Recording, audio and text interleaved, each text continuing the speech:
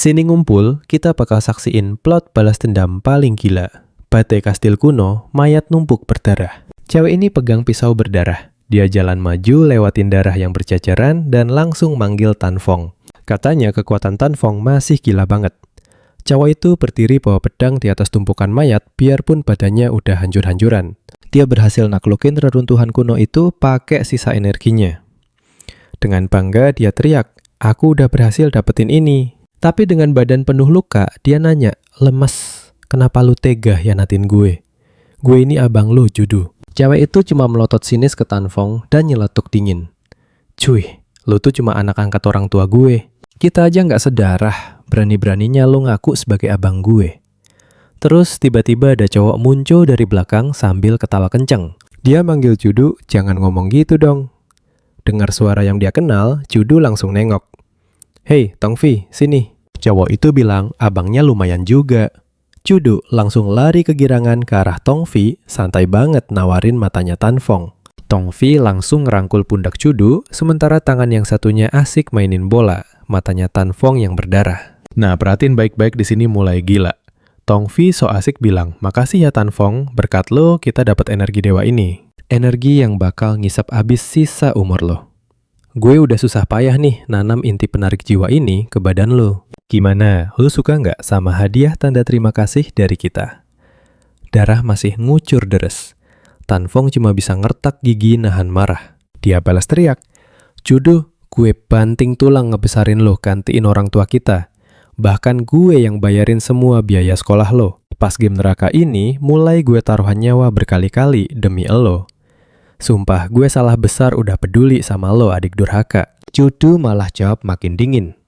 "Sejak ortu kita mati, lo tuh selalu ngatur dan ikut campur terus urusan hidup gue. Dulu pas gue sama Tongfi butuh pelindung, lo emang kepake. Tapi sekarang energi dewa udah di tangan kita, lo udah nggak guna. Habis manis sepah dibuang." Belum juga Judu kelar ngomong, Tongfi tanpa ragu sedikit pun langsung maju nebas pakai pedangnya. Dia teriak, "Tenang aja, kalau lo mati, gue bakal jagain Judu." Tangan Tan Fong gemeteran parah pas dia genggam erat pedangnya. Ngumpulin sisa tenaga terakhirnya, dia ngangkat pedang itu tinggi-tinggi dan teriak, "Biarpun gue mati, gue nggak bakal sudi maafin kalian berdua." Belum sempet ngomong lagi, pedang Tongfi langsung nebas putus kepalanya. Skip ke tahun 2025. Game pemusnahan ini muncul. Siapapun yang ketiduran bakal terseret ke dunia itu. Satu-satunya mata uang di game ini cuma sisa umur lo. Kalau mati, umur berkurang. Tapi kalau lu berhasil bantai monster, umur lu nambah. Player bahkan bisa numbalin sisa umur buat mindahin kekuatan game. Langsung ke dunia nyata. Ranker top bisa ngancurin tank cuma pakai tangan kosong. Nebas pesawat terbang dan bahkan pakai badan mereka. Buat nahan ledakan bom nuklir, bukan cuma mimpi lagi. Sejak saat itu, dunia berubah total, jadi super kacau dan bencana. Nyebar di mana-mana. Di kehidupan lalu gue berhasil bikin adik gue bertahan hidup. Bantu dia lewatin semua rintangan sampai dia masuk 100 player terkuat di dunia. Setelah ngelewatin ujian dan bahaya yang nggak kehitung jumlahnya, gue akhirnya berhasil naklukin reruntuhan kuno itu dan dapet energi dewa. Mata kehancuran. Akhirnya gue punya semua syarat yang dibutuhin buat naik ke level puncak tertinggi. Tapi siapa sangka gue malah dihianatin sama satu-satunya keluarga gue sendiri. Ternyata semua pengorbanan yang gue lakuin seumur hidup itu sia-sia total. Semua usaha keras gue cuma buat manfaatin orang lain. Gue nggak bisa. Kalian sepemikiran kan sama gue? Jelas, dia nggak terima. Kalau ada kesempatan hidup lagi, dia bakal hidup buat dirinya sendiri. Semuanya berasa kayak mimpi. Sekarang, Tan Fong beneran lahir kembali dengan wujud baru. Dia buka matanya pelan-pelan, melihat ke sekeliling, dan batin kebingungan. Tempat apa ini? Apakah ini dunia nyata? Dia buru-buru ngambil HP di sebelahnya. Masih syok berat dia pegang lehernya sambil mikir. Bukannya gue udah mati ditebas, anjay. Ini tahun 2025. Jangan-jangan gue regresi 9 tahun ke masa lalu, tepat di hari. saat game kematian itu dirilis. Pas banget di momen itu, Cudu mendadak masuk nendang pintu kenceng banget sambil teriak. Tan Fong Lo di rumah ngapain gak angkat telepon gue? Dia nyelonong, masuk banting semua barang di depannya sambil ngomel terus. Bukannya gue lagi sibuk ngedukung idola gue, Tong Vi, kok lu malah ngilang gitu aja? Lu jelas gak paham seberapa penting dukungan gue kali ini buat dia. Apalagi sekarang kelompok badut itu mulai nyerang hak-hak idolanya. Gue harus bela dia mati-matian. Terus, fans fanatik sialan sama si Jinsu itu beneran menjijikkan. Nempel terus kayak, Lintah, Tong Vi lagi krisis, lu malah di sini nyoba ngalangin gue. Bikin peringkat gue turun dan bikin gue kelihatan cupu, lo harus tanggung jawab buat semua ini. Pas Cudu lagi asik ngomel, Tan Fong diam-diam nyinget kejadian. Pas hari game rilis itu.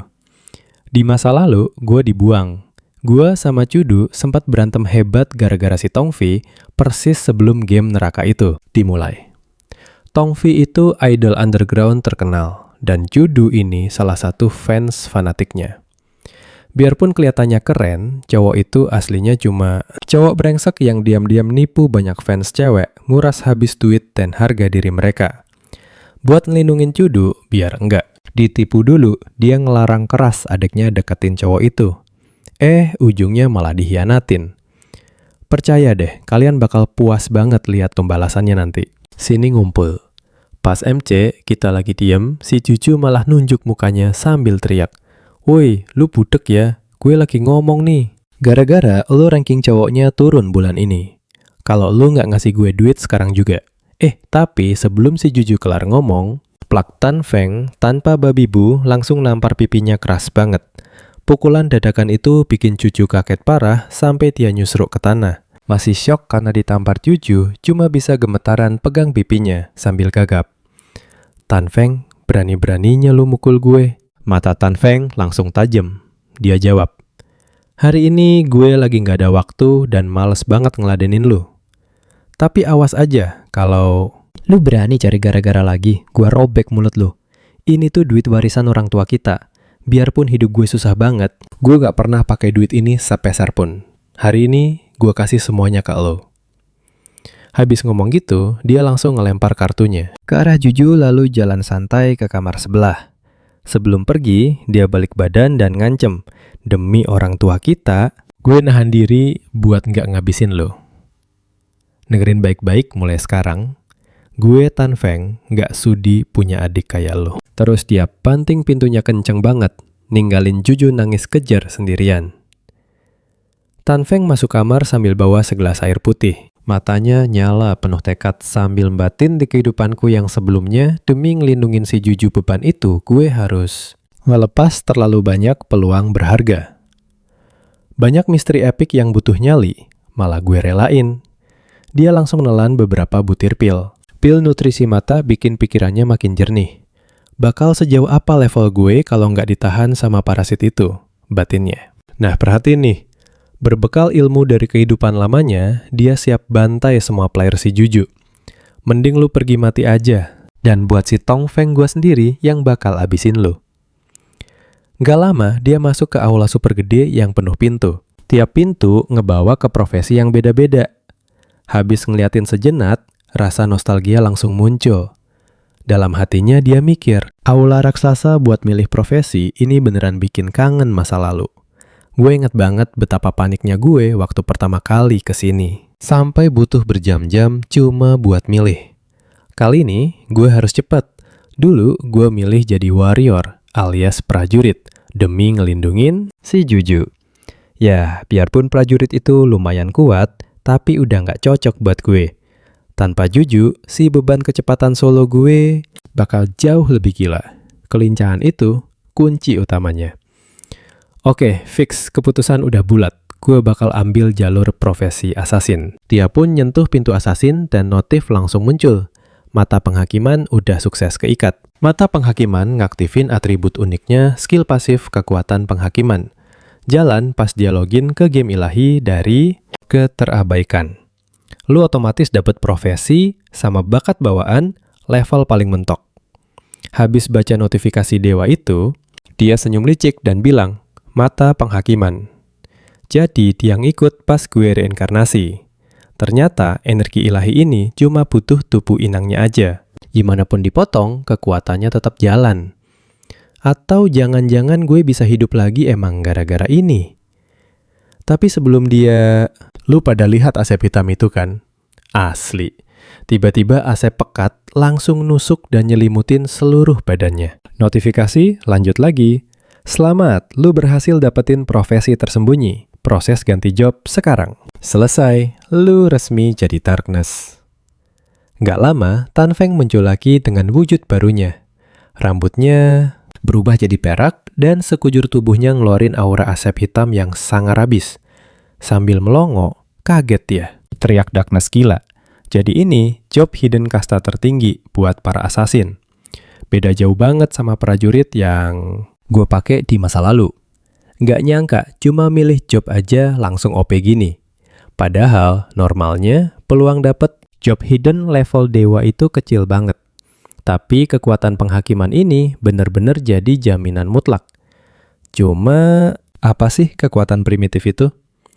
Kekuatan tertinggi yang nembus segala aturan dan hukum semesta. Belum kelar mikir, badannya mendadak mancarin aura emas yang nyelimutin dia. Notifikasi pun nampilin kekuatan penghakiman. Kekuatan primitif paling asli dan kuno di seluruh alam semesta yang bisa hancurin semua aturan. Sayangnya, lu nggak punya atribut ilahi bawaan. Jadi nggak bisa ngaktifin kekuatan ini manual. Efek pasif sementara mulai jalan. Dalam sekejap, Tan Feng udah ngaktifin job hidden-nya. Sambil duduk di atas patung, dia natap cahaya bulan di kejauhan dan ngebatin di kehidupan. Lalu butuh waktu 7 tahun di dalam game sampai ada monster kuat yang berhasil kabur dari tanah terbuang. Terus masuk ke tanah ketertiban. Saat itulah umat manusia baru sadar soal kekuatan ketertiban. Tapi pada kenyataannya udah bertahun-tahun berlalu dan gak ada satupun yang beneran nguasain itu. Gila, hari ini di awal banget. Gue malah udah dapat kekuatan primitif yang bisa nabrak semua hukum alam. Begitu gue cabut dari tanah terbuang, ke tanah ketertiban gue bakal dapat bakat murni dan bisa makai kekuatan dewa ini. Sepertinya gue punya target. Baru di hidup ini, tiba-tiba sistem bunyi pemilihan profesi lo udah kelar. Silahkan masukin nama game lo. Habis mikir bentar, dia nyentuh panel sistem. Berhubung profesi gue lahir dari kegelapan, mending gue kasih nama Darkness System langsung ACC. Asli, kalian pasti nggak sabar nunggu dia ngacak-ngacak dunia ini kan? Sini ngumpul cuy bareng gue. Kita lihat Tan Feng masuk ke Forsaken Divine Land. Muncul notif sistem area ini, isinya ribuan monster beringas. Hati-hati, mereka siap nyobek badan lu dan ngerampas sisa umur lu kapan aja. Cuma dengan keluar kota buat bantai monster. Hasilnya, umur lu nambah dan bisa ditransaksiin. Tapi, kalau lu mati di dalam game, setengah umur lu mau yang bisa ditransaksiin. Atau nggak bakal hangus. Shell Town itu zona aman tanpa monster, di mana player nggak bisa saling serang dan umur berkurang secara wajar. Nggak lama Tan Feng nyampe di Shell Town. Di sekelilingnya dia, dengerin 2 orang ngobrol terus-terusan. Ini di mana sih? Maksudnya ATT tracker tuh apaan? Terus gimana? Sama Matt. Dan sumpah, gue baru kelar shift malam, pulang langsung molor. Ini gue lagi halusinasi atau gimana sih? Party semalaman. Terus ketiduran. Kok gue tiba-tiba di sini? Gila, sakit banget badanku. Ini bukan mimpi kan? Kayaknya kita emang udah ditarik paksa masuk ke dalam semacam game aneh. Berdiri di pinggir Tan Feng, nguping obrolan mereka sambil mikir santai. Wah, ternyata udah banyak orang yang tersedot masuk ke game ini. Sebentar lagi master-master pro dari berbagai negara pasti bakal bermunculan buat ngerombak tatanan dunia. Kalau gue mau 1 langkah di depan mereka, gue harus gerak super cepat. Waktu nggak nungguin siapa-siapa bro. Penampilan Tan Feng langsung bikin semua orang nengok. Mereka ngeliatin dia sambil kepo abis. Gila, itu job apaan? Sih kok tampilannya beda banget sama kita-kita. Sambil ngeliatin belati yang ada di tangannya, kayaknya sih dia itu mungkin aja main sebagai seorang assassin. Gue juga assassin, tapi kok gue nggak sekeren dia? Lihat tuh, dia bahkan punya efek visual spesial setelah Tan Fong jalan. Sebentar, tiba-tiba ada segerombolan orang nutupin jalannya. Mereka teriak-teriak heboh. Sumpah, sakit banget. Kita bakal mati nggak sih ini? Tahan napas bentar cuy, dengerin baik-baik. Mending kita balik ke kota monster itu, buas banget.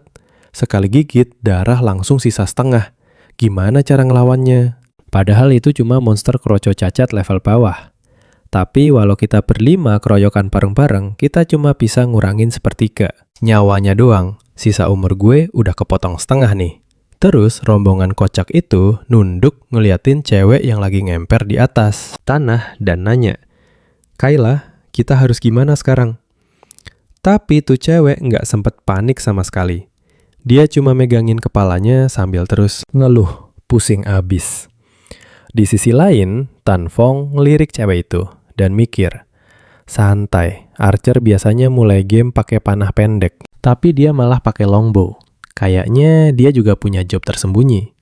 Sadar Tan Fong liatin dia terus, cewek itu buru-buru berdiri dan bilang, "Bang, kayaknya lu punya job tersembunyi ya. Mau join party kita nggak? Di luar sana monster-monsternya itu gila, kuat banget. Satu orang nggak bakal sanggup ngelawan sendirian. Party kita udah rata sama tanah sekali, jadi kita punya sedikit pengalaman." Dalam hati Tan Fong ketawa ngeledek. Pengalaman mati konyol maksud lu? Dengan nada dingin dia jawab, "Nggak, makasih." Terus dia balik badan dan pergi. Dua anggota party lainnya sama cewek itu ngelototin dia dengan kesel dan nyinyir abis. Sok-sokan banget lu, jadi master ya. Kita berlima aja nggak bisa ngalahin tuh monster. Dan lu pikir bisa sendirian? Jangan konyol deh. Alah, dia itu cuma player hidden class level atas dan juga assassin. Kalau nggak bisa menang, dia kan bisa gampang kabur. Kan udah gue bilangin. Di luar sana, bahaya banget loh. Beneran nyari mati ya. Sementara itu, si cewek buka sistem buat ngecek info Tan Fong. Setelah beberapa saat dia kaget, namanya Shadow. Terus sambil ngeliatin punggung Tan Fong yang menjauh, dia ngedumel. "Lu emang licik banget ya? Terus, lu sama gue pasti nebak. Dia nyerah kan?" Cewek ini malah ngomong, "Ayo, kita ikutin dia buat lihat skill dia. Siapa tahu kita dapat info baru soal monster-monster ini." Sekalian aja kita tonton gimana dia mati konyol Tan Fong jalan santai lewatin kota, sementara Latu ngikutin dari belakang dan merhatiin diam-diam sambil nganalisa area tanah suci dewa yang ditinggalkan ini. Asli tempat ini aneh dan bahaya banget. Gue nggak tahu kenapa gue bisa nyasar kemari, tapi dengan pengalaman ngegame bertahun-tahun, gue langsung bikin party kecil. Pas keinget monster nyeremin tadi, dia merinding parah. Gue beneran gak nyangka monster pertama di desa pemula bisa ngebantai kita semua. Itu sama sekali bukan musuh yang bisa dikalahin player level 1. Orang-orang di sekitar masih asik ngegosip. Senjata awal tiap orang itu beda dari lu ya.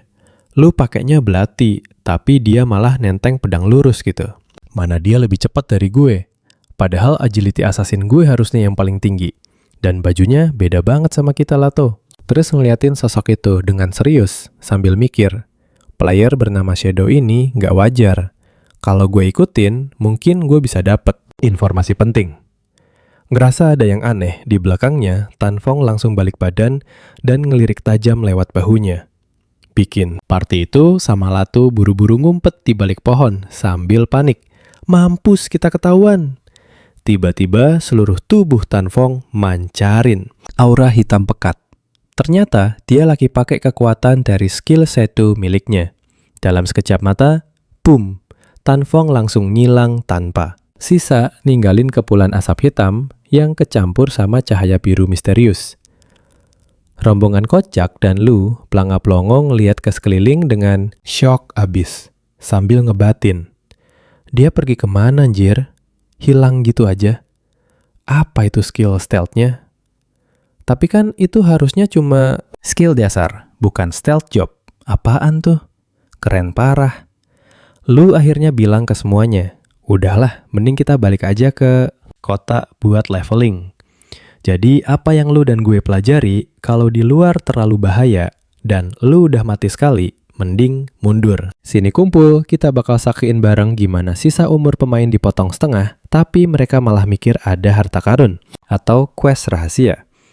Mereka nggak nyadar, sosok bayangan Tang Fong nyintai dari deket sambil dia ngecek info sistemnya. Skill bayangannya ngaktifin mode hilang dan bakal kelihatan lagi pas diserang. Sekali dia mecah stealth damage serangan pertamanya, bakal melonjak drastis. Menguasai stealth, nambah durasi plus level ekstra. Dia lumayan kaget, dalam hati mikir kalian nggak bisa lihat gue. Profesi gelap ini beneran unik. Assassin biasa di level ini pasti gampang banget ketahuan, tapi gue, karena udah master stealth, gue anti lacak di fase awal ini. Bocah-bocah polos itu dipastikan gak bakal nemu item berguna buat ningkatin power di kota. Itu cuma tempat bernaung. Di game buangan dewa ini, pemain lemah itu murni cuma pakan monster. Pas wujud badannya kelihatan, lagi dia senyum tipis. Style udah kelar lagian, durasinya emang bentar. Untungnya, jeda cooldown dihitung sejak stealth aktif. Jadi, dalam hitungan detik gue bisa ngilang. Lagi kok. Di layar sistemnya muncul info detail. Nama, bayangan, profesi, kelas gelap level 1. Umur yang nggak bisa. Ditukar 75 tahun. Umur tukar 0. Kekuatan 13, fisik 13, lincah 18, roh 15. Dia nyadar, tiap pemain mulai dengan 10 poin per atribut plus bonus dari profesinya. Di kehidupan gue sebelumnya, pas jadi petarung, cuma kekuatan dan fisik yang dikali 3. Tapi gila, profesi gelap ini ngasih bonus ke semua atribut. Kelincahan malah dapat ekstra plus 8. Lihat, ada sisa 5 poin atribut di sistem. Dia langsung kaget, kegirangan. Lumayan nih 5 poin buat dibagi. Banyak pemain milih naikin kekuatan atau roh di awal buat naikin damage, fisik atau sihir. Tapi itu salah besar bro. Berbekal pengalaman masa lalunya dia, tanpa ragu milih kelincahan jadi 10 plus 13. Pas sistem lah konfirmasi semua poin masuk ke kelincahan. Tang Fong senyum lebar banget dan bilang, kelincahan itu nomor 1. Sebanyak apapun poin darah lu di awal, damage monster tetap bakal bunuh lu leluasa. Nah, pantengin terus soalnya di sini mulai seru. Cara bantai monster tanpa lecet cuma naikin kelincahan. Tiba-tiba kedengeran suara aneh yang narik perhatiannya. Ada sosok di balik pohon bikin suara nyeremin kayak orang ketawa. Pas banget saat itu, dia lagi nyedot aliran cahaya biru ke mulutnya. Di sebelahnya, notifikasi sistem langsung muncul. Creeper level 1, tipe normal. Waktu monsternya maju, dia nyadar Creeper ini masih asik munyah umur pemain. Kayaknya ini deh monster ngeri yang tadi ngebantai tim sebelumnya. Dilihat dari luka-luka parah di badannya orang-orang malang itu, pasti udah nguras banyak darah si monster. Dia refleks langsung lompat buat menghindari serangannya. Seingatnya, abis monster ngebunuh seorang pemain, dia bakal dapat sisa umur pemain itu dan bisa berevolusi. Terus monster itu ngerentangin tangannya lebar-lebar dan pelan-pelan melayang ke atas. Muncul cahaya biru gelap yang nutupin aura ngebunuhnya. Monster itu natap tajam ke arah manusia di depannya terus. Tang Fong dengan kilat loncat tinggi bikin monsternya kebingungan nyariin. Dari atas dia genggam pedang pendeknya dan aktifin skill. Serangan kejutannya buat nebas lurus leher si monster. Notifikasi sistem langsung muncul. Lu ngasih 174. Damage Creeper tewas dapat 10 XP. Gila kan? Kalian pasti mikir hal yang sama. Cuma butuh 1. Tebasan mematikan doang loh.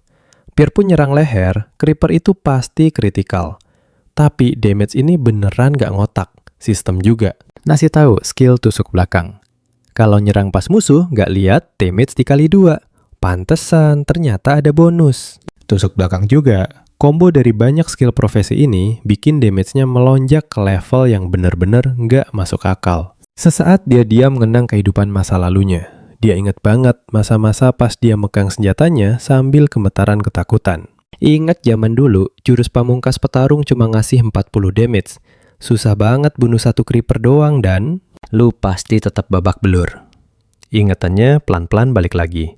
Dulu dua bersaudara natap bola cahaya di tangan mereka. Berasa seneng campur cemas. Bola cahaya super terang melayang di tangan mereka. Terus dia remas bola itu dan sistem langsung ngasih notif lu nambah umur yang bisa ditukar sebanyak 3 hari dan nambah umur murni lu sebanyak 54 tahun lebih. Dia ngecek sistem, ngitung, kalau tiap dari 5 pemain yang mati tadi, kehilangan setidaknya 2.000-an unit. Umur totalnya lebih dari 100 tahun. Abis pindah ke Creeper, nyatanya cuma sisa 54 tahun. Tapi berhubung umur murni nggak terlalu ngaruh ke gameplay sekarang, ya nggak masalah. Tiba-tiba, sistem terus-terusan munculin notifikasi. Kekuatan penghakiman udah aktif. Selamat, lu dapet bakat bawaan bernama Evolusi Tanpa Batas. Tingkat primordial coy. Pas lu bunuh monster mode solo, lu punya peluang dapat poin evolusi yang bisa dipakai buat ningkatin level semua skill. Matanya melotot pas baca tiap 24 jam, otomatis dapat 5 poin evolusi. Dan percayalah, ini yang bikin kita merinding. Bunuh bos mode solo dapat 100% poin evolusi tank. Fong Shock berat. Evolusi tanpa batas bisa ningkatin skill. Di kehidupan sebelumnya, dia nggak pernah dengar skill sedewa ini. Sini, kumpul bareng gue. Kita lihat skill gila yang nabrak semua aturan game. Dia sadar buku drop monster levelnya mandek, lalu ngomong, "Oke, mari kita coba evolusi skill bayangan dan tusuk dari belakang." Sistem langsung bunyi narik 4. Poin evolusi, mantap evolusi sukses. Skill bayangan biasa, dia sekarang ngasih mode hilang atau stealth. Durasinya 12-16 detik. Kawan nyerang pasti ketahuan. Tapi habis keluar mode ini, serangan bakal dapat bonus 60-90 damage. Cooldown-nya 28 atau 26 detik. Serangan belakangnya, sekarang punya pasif gila. Nyerang dari belakang nambah damage 10-15%. Seneng banget. Tan Fong mikir, gila durasi skill gue jadi 16 detik. Ditambah Master Stealth jadinya 32 detik. Ini sih udah kayak nyilang tanpa batas coy. Dengan upgrade se-OP ini, monster tebal manapun bakal rata sekali pukul. Nah, tiba-tiba ada suara berisik dari belakang.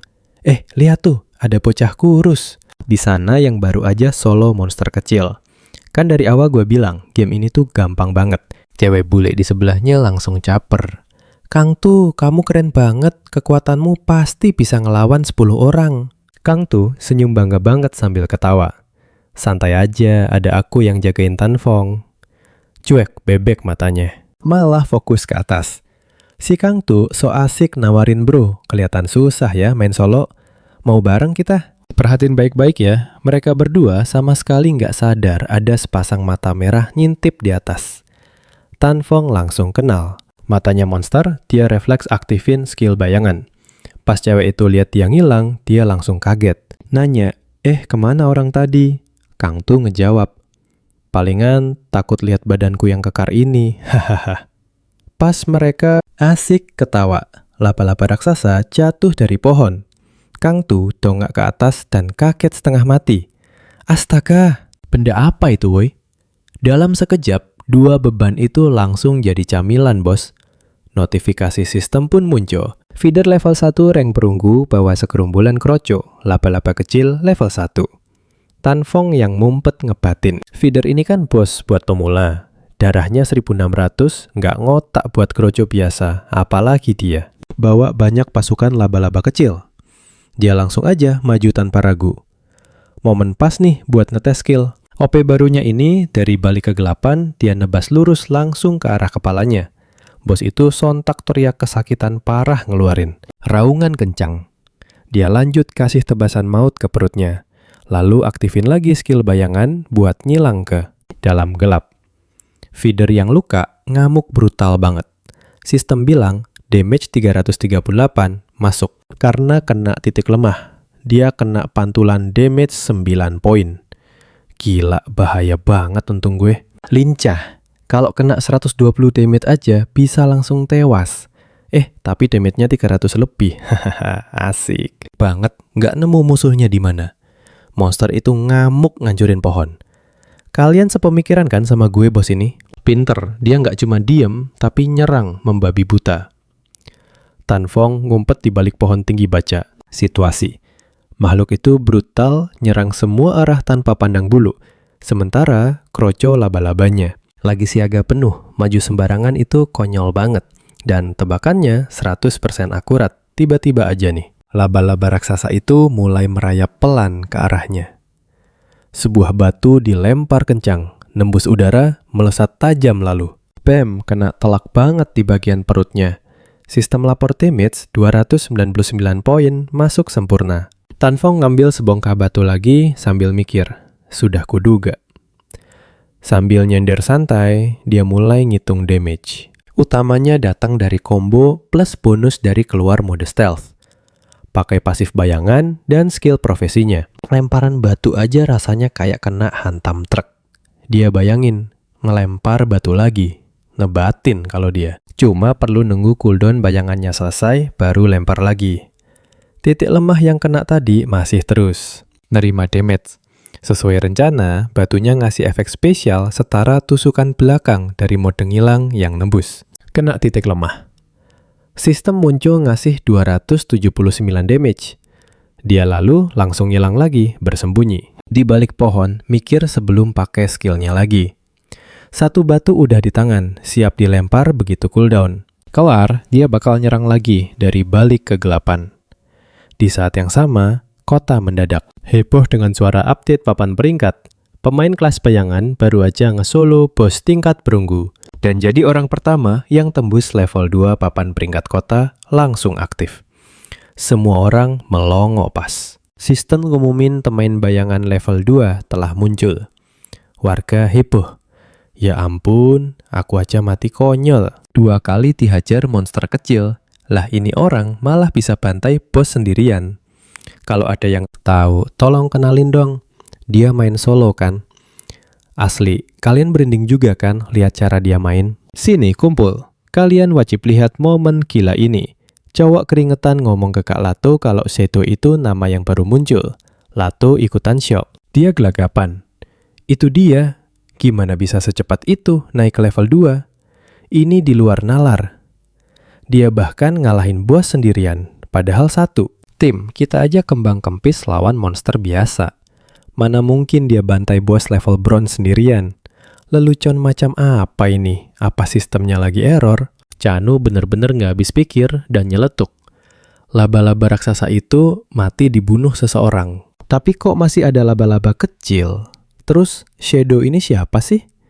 Cewek pirang di sebelahku apa jangan-jangan dia si penyusup tadi? Di saat yang sama, Tan Fong tiba-tiba dapat notifikasi sistem.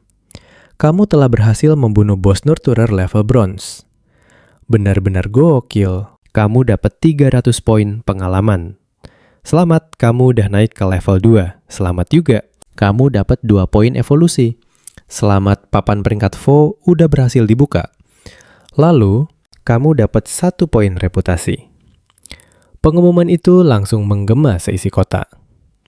Bos laba-laba itu perlahan menghilang, dan dia menghela napas. Begitu induknya mati, anak-anak laba-laba langsung kocar-kacir kabur. Aku teledor. Harusnya babat abis yang kecil dulu biar EXP makin melimpah. Mendadak notifikasi lain muncul lagi di layar. Dia dapat 46 hari umur yang bisa ditukar plus buku skill bronze, Greedy Hand, pedang. Bronze syarat level 1 dan poin evolusi tanpa batas sisa 2. Pas dia lihat notifikasi buku, Greedy Hand dari sistem tersembunyi. Penjelasannya gini. Setelah dipelajari, skill ini bisa dipakai ke monster dengan peluang 20%. Perhatikan baik-baik nih, ini yang bikin gila. Dia bergumam, dapat tambahan loot. Sumpah, gak nyangka banget. Bos level bronze bisa ngedrop teknik dewa dari sistem tersembunyi. Dia sadar banget skill ini bakal bikin dia gampang panen item langka. Setelah bunuh bos kuat, ada peluang dapat loot ekstra di kehidupan. Sebelumnya di Guild Demon God, ada cowok yang skill bertarungnya biasa aja. Tapi berkat teknik ini, dia sukses mengamankan posisinya dan jadi karakter rebutan. Tiap keluar rumah aja selalu dikawal pengawal. Kayak baru ingat sesuatu yang penting. Matanya tiba-tiba berbinar. Tan Fong natap tangannya dan mikir, tunggu dulu. Walau peluang skill ini cuma 20%, kalau aku gabungin sama bakat bawaanku untuk evolusi konstan kekuatannya dan persentase drop rate-nya, pasti bisa meningkat terus-terusan sampai nggak terhingga. Sementara itu, di halaman sekolah, suasana lagi rame banget. Tantu sama temennya lagi jalan ke kelas. Tiba-tiba, cewek rambut pendek di sebelahnya nanya panik. Cuh, kamu nggak bakal nelpon dan minta maaf ke dia padahal kemarin. Pas kita bolos ujian, demi dukung Tongi diam-diam. Kakakmu pasti marah besar kan? Tantu langsung ngegas kesal. Aku nggak lakuin salah apa-apa. Atas dasar apa coba aku harus minta maaf? Kalau bukan gara-gara dia, kita hampir telat masuk kelas kemarin. Harusnya dia dong yang minta maaf ke aku. Belum juga sampai kelas, mereka dengar ribut-ribut. Ada kerumunan di depan kelas. Cewek itu nanya heran. Ada apaan sih ini? Lihat tuh, kok rame banget? Kalian ngerasa firasat buruk juga nggak? Makin kacau aja nih. Dia nerobos kerumunan dan kaget lihat temennya Trunvi terkapar. Pingsan di mejanya. Seluruh tubuhnya berubah jadi transparan. Cewek itu langsung panik. Trunvi, kenapa woi? Kok badannya bisa tembus pandang gitu? Temen di sebelahnya nyaut tegang. Aku, Sera juga nggak tahu. Tadi Vi bilang cuma mau tidur bentar. Malah jadi begini. Kerumunan langsung heboh banget. Gila, kasus Trunvi ini nggak sendirian. Udah viral di internet. Kayaknya orang di seluruh dunia lagi ngalamin hal sama. Pakar bilang, sekali seseorang tertidur, mereka langsung masuk fase transparan kayak hantu. Padahal penyebab aslinya belum jelas banget. Cewek itu buru-buru ngeluarin HP-nya cemas parah. Aku harus telepon ortu buat ngingetin mereka, cu. Kamu juga wajib. Telepon kakakmu suruh dia hati-hati. Tapi Tantu malah jawab nyantai. Males banget aku. Ogah ngentak dia. Orang kayak dia mah mending mati aja. Di sisi lain, Tan lagi mantengin cincinnya saat tiba-tiba muncul notif baru. Evolusi berhasil, Bronze Greedy Hand sekarang berubah wujud jadi Golden Greedy Hand. Skill sistem tersembunyi ini bisa dipakai ke mayat dan peluang dapat loot tambahan naik dari 20 jadi 70%. Kamu dapat Greedy Hand plus 2. Tangannya mengepal sedikit barengan cahaya emas yang kilat. Sistem bilang, penilaian Greedy Hand berhasil. Kamu dapat 2 poin evolusi dan 46 hari umur. Dia ngakak puas. Hokiku gede juga nih bisa dapat ekstra 2 poin evolusi lagi. Aku butuh 3 poin buat naikin Greedy Hand ke plus 3 yang pastinya. Sempurna banget. Soalnya peluang dapat loot tambahan bakal tembus 100%. Habis itu dia pakai skill Shadow Stealth-nya buat nyilang dari pantauan. Diam batin, nggak lama lagi negara-negara di dunia bakal sadar makin banyak orang yang bakal nyerbu game ini. Aku harus ngebut. Pertama, pakai dulu semua senjata yang ada. Percaya deh, ini baru permulaan. Sistem bilang, set, pedang korosi bronze dengan serangan mantap berhasil dipakai. Sini kumpul bro, gue bakal ceritain manhwa gila ini. Dia melebur ke kegelapan, siap bikin rencana epik. Bentar lagi pasti. Orang pada sadar kalau skill dan item game ini bisa dipakai di dunia nyata. Saat itu terjadi bumi bakal berubah jadi lautan darah dan kekacauan total. Nah, buat dapat skill gila ini ada 2 syarat. Pertama, level lu wajib nyentuh angka 10. Kedua, lu butuh jatah umur buat ditukar. Bunuh monster kroco emang ngaruh, tapi lelet banget. Makanya dia nyari bos yang ngeri. Tiba-tiba ada yang teriak, "Kabur woi!" Dari atas pohon, dia ngintip ke bawah dan dengar suara panik parah. Awas, di bawah sana. Ada monster merah gede mangap pamer gigi tajam banget. Statusnya itu monster fast runner. Kualitas perunggu level 2. Tang Fong senyum licik. Fast runner. Pas banget lagi ngantuk. Ada yang nawarin bantal. Gratisan. Mendadak dia lihat cowok megang tameng tempur. Mukanya familiar banget. Bentar. Jangan-jangan itu si... Fongman gila kaget banget dia di sini. Ternyata legenda itu nyata. Rumor bilang pas Fongman pertama login, game Divine Realm dia bikin party berlima. Dan semua anggotanya punya job tersembunyi. Fongman langsung angkat. Tamengnya terus teriak, Divine Shield! Tameng itu langsung nyala, ngeluarin cahaya emas yang terang benderang nahan serangan si Monster Fest Runner. Tang Fong ingat Fongman, sang Divine Warrior, punya atribut ganda. Nah, lu pada harus perhatikan bagian ini. Dari warrior biasa dan punya skill escort kebal. Lalu si cewek rambut merah angkat tongkat bintangnya tinggi-tinggi. Bikin pusaran cahaya kuning terus dilempar ke monster darah itu sampai darahnya ngurang 70 poin Tang Fong. Batin dalam hati, gila, damage prophetic mage 2 kali lebih sakit dari mage biasa. Lalu disusul lemparan bola api prophetic. Nah, cowok satunya narik panah nembak beruntun tanpa henti. Job hidden archer miliknya punya akurasi mata elang. Atributnya aja 2 kali lipat archer biasa plus skill panah kilat. Di sebelahnya ada temen dia yang lagi megang buku bercahaya biru. Dia ini Hidden Monk alias Divine Wanderer yang kemampuan nambah darahnya ngeri. 2 kali lipat Monk biasa dan baru aja buka skill heal group. Gila, bola api sama panah terus. Ditembak beruntun. Tapi monsternya ngeles dengan gampang banget. Sesuai sama namanya, lincah parah.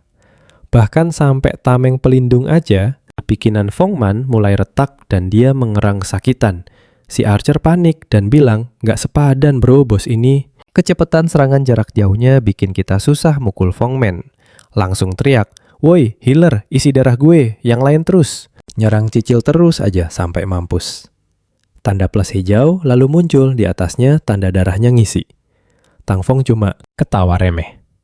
Nyicil darah bos Fongman terlalu pede deh. Dia ngelirik ke arah pegunungan yang suram dan mikir. Loh, kalian sama gue ngerasakan ini alam liar. Kelamaan tarung pasti bakal gampang banget. Mancing monster lain. Bener aja, 2 monster nongol di belakang Fongman. Tang Fong ngenalin mereka sebagai monster kontaminan level 2 biasa. Yang berlendir coklat gelap. Jago serangan jarak jauh. Ada cowok bawa pedang lari teriak, "Pak tua, awas!" Pedang di tangannya diayun kenceng banget ke arah monster itu.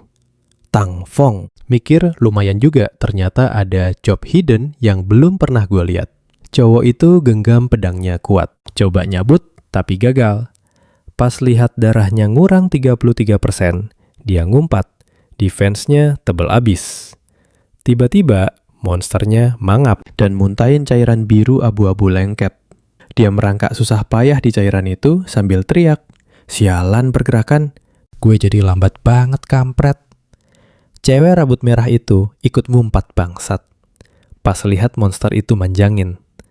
Jari panjangnya ke arah dia. Si cewek teriak, "Tolong, Tang Fong!" Yang berdiri di atas langsung natap tajam cahaya biru. Pucat nebas kepala monster itu dan putus seketika. Archer muda kaget setengah mati, buru-buru narik mundur panahnya. Fongman natap kejadian gila itu melongo parah, bahkan si Monk cuma bisa berdiri bengong. Cewek rambut merah teriak kaget. "Gila, jurus apa yang bisa ngapus monster kontaminan? Ada dewa yang bantuin kita." Cowok muda tadi gemeterang, gak percaya dan bilang, padahal pakai equipment karbon level 1 aja butuh lebih dari 10 detik buat ngeroyoknya. Tapi, kontaminan level 2 ini mati seketika. Gimana ceritanya coba? Seakan mau pamer sekelebat cahaya biru melesat dan seseorang teriak, "Woi, lindung di belakang gue." Baru dia sadar ini nyata. "Anjir, itu Butcher," dia teriak. Ada yang kenal. Siapa dia? Cewek rambut merah geleng kepala. Gue nggak lihat apa-apa. Manfaatin momen ini, Fongman teriak. "Gue harap orang ini emang niat bantu kita. Jangan sampai lengah, serang terus." Dia berdiri, terus natap bos monster di depannya. Sambil ngasih komando, sebar sekarang. Tinggal fast runner. Sisa pertahanin ritmenya. Sementara itu, Tang Fong asik nongkrong di pohon. Dapat notif. Lu udah bantai 2 kontaminan level 2. Lu dapat 40 poin EXP. Mantap, dapat 1 poin. Evolusi buku, skill pisau beracun normal, dan lu juga dapat 8 hari jatah. umur buat ditukar. Sampai sini loh. Dan gue tahu, pisau beracun ini skill OP buat nyicil damage. Oke, ikutin gue, kalian bakal lihat build paling gila sistem ngumumin pisau beracun plus 2 tanpa ketahuan. Skill sistem ini bisa dilempar sampai jarak 14 meter. Kalau kena target, pisau beracun nambahin 120 damage dan ngasih efek racun cooldown 5 detik. Butuh skill level 2. Racun ekstrim ini ngasih 50% damage per detik plus debuff tambahan selama 5 detik yang nggak bisa ditumpuk. Lihat tuh monster cepet yang lagi nyerang Fongman. Dia berhasil angkat tameng buat nangkis. Tapi satu kaki monster itu nyari celah dan langsung nusuk. Tepat ke perutnya tameng, sama senjata langsung lepas dari tangannya. Badannya keangkat tinggi ke udara. Dia otomatis teriak keras. Kesakitan. Ah gila, perih banget. Si pemanah muda panik parah. Teriak ke Fongman sambil buru-buru ngebuka buku mantranya. Gak bisa, darahnya gak nambah. Walau mulutnya udah muntah darah, Fongman nengok ke yang lain dan nyuruh semuanya lari. Tiba-tiba, seberkas cahaya biru melesat secepat kilat ke depan. Cahaya itu langsung nusuk tajam ke mata si monster. Darahnya langsung bocor 845 damage pas kena titik lemah. Target kaget setengah. Mati apaan tuh? Jangan kedip bagian ini. Asik banget. Darah si bos hilang setengah sekejap mata. Luka di kepala monster, gesit itu mulai ngeluarin cairan hijau. Dia gemeter dan jejerit nyik-nyik sambil ngebanting Fongman ke tanah yang ngerang kesakitan abis-abisan. Monster itu kejang-kejang, mangap, dan teriak ngenges banget. Darahnya makin ngocor terus-terusan, tanpa henti. Kurangin 324 damage 4 kali berturut-turut, sampai akhirnya nyusruk ke tanah. Terus, sebuah notif muncul. Damage lo di atas 90%. Loot ini milik lo. Lo udah ngebunuh monster tembaga gesit. Level 2, dapat 600 poin EXP. Mantap lo, naik ke level 3. Selamat lo juga. Dapat 2 poin evolusi plus 55 hari umur yang bisa di trading. Tan Fong ngeliatin takjub sambil mikir. Gue nggak nyangka damage terus-terusan dari pisau beracun ini bisa memicu skill pasif kelas gue. Gila bener. Ditambah potensi tersembunyi gue bisa ngilang dan lempar pisau tanpa batas. Di tahap awal dan pertengahan nggak bakal ada hantu yang berani ngelawan. Gue lihat mayat monsternya pelan-pelan ngilang. Fongman nyeletuk. Merinding dengan damage segila ini. Apa dia masih manusia? Pas lihat monsternya lenyap tak tersisa, dia ngomong pelan. Cahayanya dropan, loot udah nyilang. Sambil nahan sakit dan gemeteran, dia maksa bangun, nyatuin tangan tanda makasih, dan bilang, kawan gue nggak tahu sekte dewa mana, asal kalian, tapi makasih banget udah nyelamatin gue. Suara dingin langsung ngejawab, makasih. Di alam liar gini, jangan gampang percaya sama orang lain. Paham situasi, Fongman nyaut pas rombongan itu pergi. Ngerti, makasih udah ngingetin Pak Tua. Gue nggak bakal ngerepotin lo buat ngecek equip gue. Nama gue Fongman, kalau lo butuh bantuan, cari aja gue Dale 2. Tiba-tiba nyamber bilang, Pak Tua gue Amar Blue, DL2. Boleh temenan nggak? Tapi temen di sebelahnya langsung narik dia. Heh, cerewet, diem. Ayo cabut. Tan Fong ngeliatin bola cahaya di tangannya dan mikir, Fongman lumayan juga sih kayaknya dia bisa dipercaya. Lagian, backingannya pemerintah cuy. Resource-nya tumpah-tumpah. Kalian juga mikir hal yang sama kan? Gue cuma butuh channel jualan yang stabil buat jual barang-barang yang nggak kepake. Dia ngangkat tangan dengan rakusnya dan sistem langsung bunyi. Selamat lo, udah dapat 3 poin evolusi, lu juga dapat 55 hari umur yang bisa di-trade plus celana kulit lari cepat. Kualitas tembaga, statusnya plus 9 defense fisik, plus 5 resistensi semua elemen, dan plus 15% kecepatan cooldown. Syarat equip level 2. Puas banget, dia pelan-pelan pergi sambil ngoceh. Ruangan ini lumayan juga, gue masih punya banyak equip dan buku skill buat kelas lain. Kalau tas gue udah full, gue bakal balik ke kota dan nukerin semua barang ini. Demi tambahan umur. Tatapan licik muncul di matanya pas dia gumam dengan kecepatan. Farming gue sekarang, gue berkembang. Ratusan kali lipat lebih cepat dari kehidupan gue sebelumnya. Gak lama lagi tong, V bakal nyamperin gue. Beberapa saat kemudian, pas para monster itu terus nyerang Tan Fong, ngumpulin tenaga dan ngebentuk barrier pelindung buat nahan gempuran monster. Di sisinya, sementara Party Dale 2 ngos-ngosan nahan setiap serangan. Salah satu member Party Dale 2 ngibasin pedangnya. Sambil teriak panik, "Gawat nih, makin banyak monster yang lari ke sini." Sementara itu, nyadar ada beberapa temennya malah diem bengong. Fongman nanya curiga, "Woi, ngapain kalian cuma berdiri doang di situ?" Dia langsung nengok, dan nganga kaget bukan main. Benda apaan nih anjir? Ternyata ada monster super raksasa muncul mendadak tepat di depan. Mereka badannya penuh ribuan mata menjijikan dan perut bolong menganga. Sebelum ada yang sempat ngapa-ngapain, tiba-tiba perut si monster nembakin energi ungu kayak tanaman rambat tajam yang langsung nyabet keras ke arah mereka. Dalam sekejap, party itu dibantai habis dan kepaksa mundur. Mata Fongman menyala penuh amarah pas dia maki. Sialan banget. Monster kampret selalu datang rombongan dan baru kabur kalau darahnya sekarat. Di deketnya cowok pirang, buru-buru maksa kita harus tembus level 3 buat kabur. Gimana caranya naik level coba? Satu temennya ngerutin jidat pusing. Nah, lo semua pasti penasaran kelanjutannya kan? Sini kumpul gengs, kita saksikan game maut super gila. Karena 3 orang gak cukup buat party, mereka mikir mending bikin tim isi. 6 atau bahkan 10 orang sekaligus. Tapi anggota lain di sebelahnya langsung nyela. Dia takut ide itu bakal gagal total. Soalnya dia pernah lihat tim 10 orang rata dibantai sekawanan monster. Keramaian cuma bakal mancing musuh datang. Barusan aja rombongan 40 orang apes narik perhatian satu monster terkutuk yang langsung ngebantai lebih dari 30 orang cuma pakai satu skill doang. Di dekat situ, anggota Dale 2 nunduk sedih dan meratap. Kalau sampai mereka nggak bisa capai level 3, mereka bakal kejebak di sini selamanya. Anggota lain nyahut ketakutan. Bilang kalau pas mereka tertidur di dunia nyata, berarti tubuh asli mereka bakal mati kelaparan kalau nggak bisa lockout dari game ini. Dale 2 langsung emosi dan teriak nahan kesel. Sialan, banget game ini kok susah amat sih. Orang di sebelahnya masih panik ngingetin kalau mereka udah mati 3 kali di dalam game ini. Dan sisa umur mereka aja nggak sampai 15 tahun lagi. Dale 2 ngertak gigi, tekadnya bulat.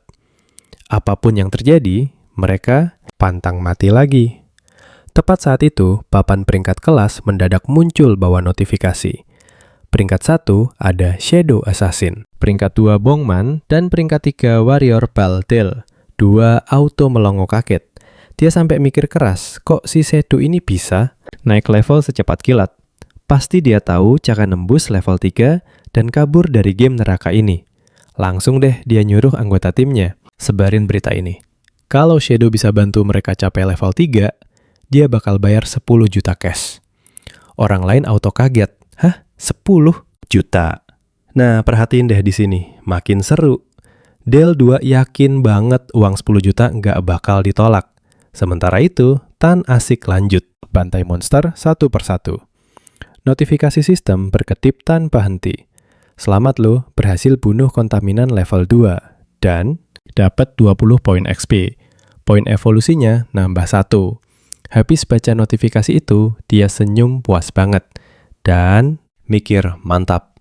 Poin evolusi gue udah cukup nih. Gak pakai lama, dia langsung tukerin semua poin evolusinya.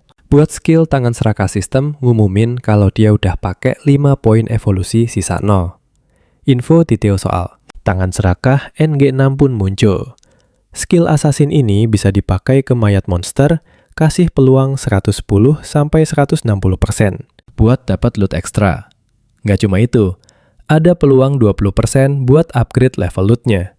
Sambil mandangin aura kuat dari tangan serakah, dia takjub.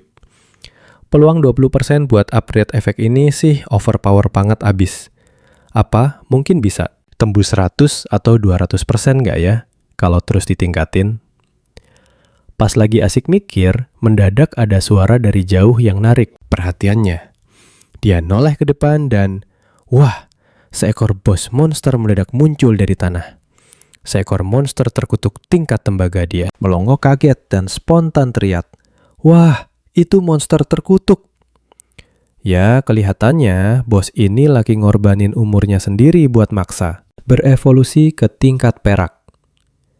Keramaian di sekitarnya kacau. Kayaknya bos ini udah ngebantai rombongan yang isi 40 orang tadi. Habis itu, dia nandain lokasinya. Kalian mikir dia bakal hajar kan? Sayangnya enggak. Dia ngeluh, sayang banget tasnya penuh. Percuma dibunuh kalau dia nggak bisa ambil. Lootnya sama sekali. Lagian, bos itu butuh waktu buat pulih. Jadi dia mending kosongin tas dulu, baru balik lagi ke sini buat habisin monsternya pindahin ke desa. Habis kelompok Til 2 nyebarin rumor ke setiap sudut, semua orang jadi heboh dan bergosip pria. Katanya ada yang berani bayar 10 juta demi sewa top shadow assassin buat bantu joki level loh. Setiap kali mati umur kita makin pendek. Pemerintah udah punya solusi belum sih? Kalau gini terus, rakyat jelata kayak kita nggak bakal bisa selamat. Di waktu sama Tan nongol di jalanan, dia ngebut cari lapak di pojok jalan. Dan buka lapak jualan jual equip sama skill. Cuma 10 menit, buruan beli. Melihat promo ini, kerumunan langsung heboh dan ngumpul.